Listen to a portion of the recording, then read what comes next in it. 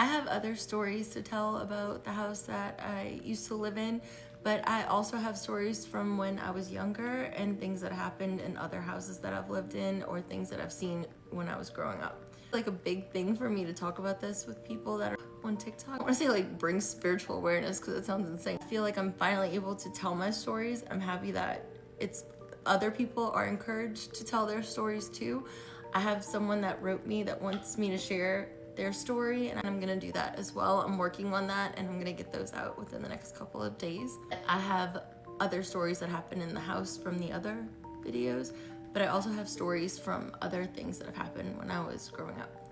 So I'm gonna go back to the house that I lived in when my older children were younger, and I lived there with my 2 older sons and my ex-husband, and I was about 20 at the time when this happened. So we move into the home, nothing really happens. You just kind of had that feeling all the time that you were being watched. Like, it's that feeling that something could be there.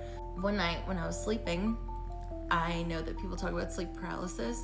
This happened to me there. It happened to me maybe twice in my entire life, and I'm so freaked out because I don't like talking about it because I hope to God I'm not setting myself up for this to happen again because it's pretty awful. We were sleeping and I woke up and I saw someone at the end of the bed and I was frozen. Nothing in me could move.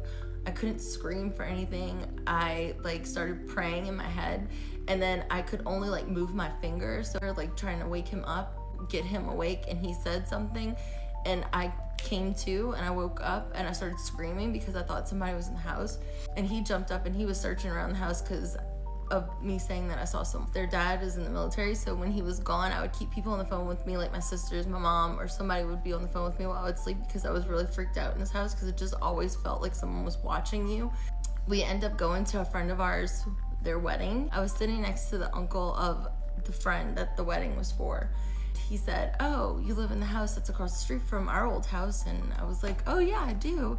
And he said, "You live in the house where the lady unalived herself." And I said, "What?" I was like, "Wait, a lady unalived herself?" Never heard of it, didn't know this happened at all. Like, well, this is kind of making sense. Like, this makes sense now. I called my grandmother. She's extremely religious.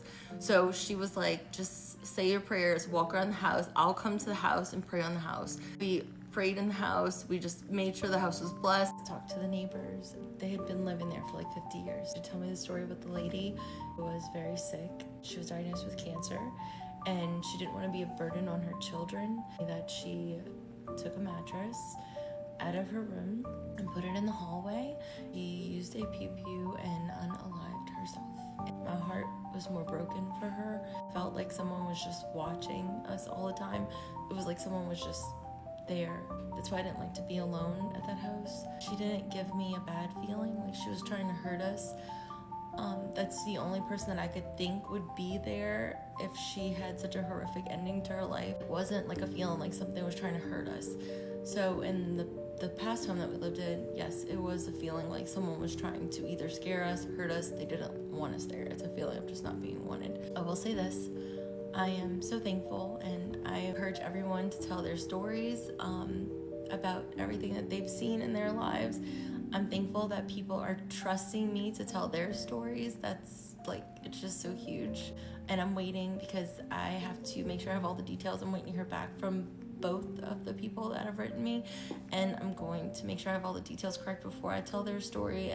I'll put that out probably within the next few days.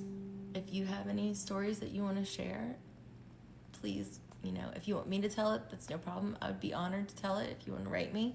And if you want to tell it, and put in the comments that you have a story to tell, and we will definitely go visit your page because I want to hear all of your stories.